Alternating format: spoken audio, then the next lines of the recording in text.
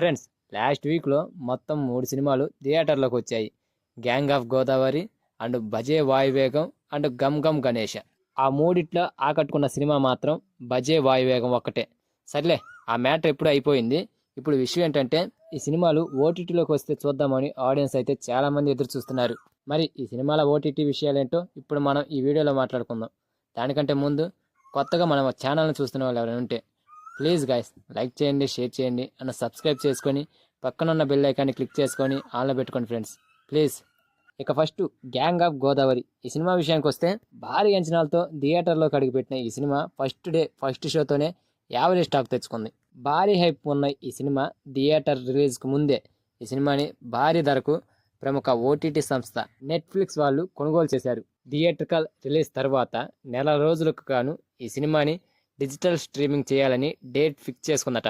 అంటే మే 31న రిలీజ్ అయిన ఈ సినిమా జూలైలో స్ట్రీమింగ్ చేసే అవకాశాలు ఉన్నాయి.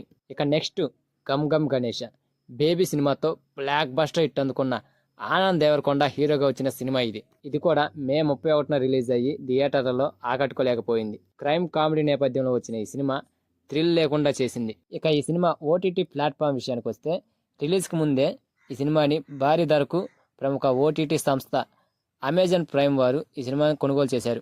థియేట్రికల్ రన్ ముగిసిన తర్వాత ఈ సినిమాని స్ట్రీమింగ్ చేయనున్నారు. ఎలాగో థియేటర్లో ఆకట్టుకోలేదు కాబట్టి తొందరలోనే ఈ సినిమాని స్ట్రీమింగ్ చేసే అవకాశం ఉంది.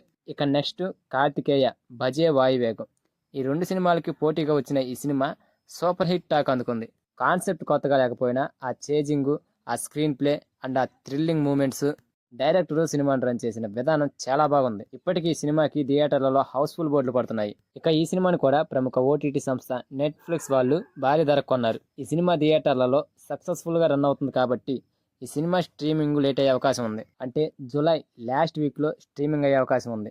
సో అది ఫ్రెండ్స్ మ్యాటర్. ఈ 3 సినిమాలలో మీరు ఏ సినిమా కోసం ఎదురు చూస్తున్నారో ప్లీజ్ కామెంట్.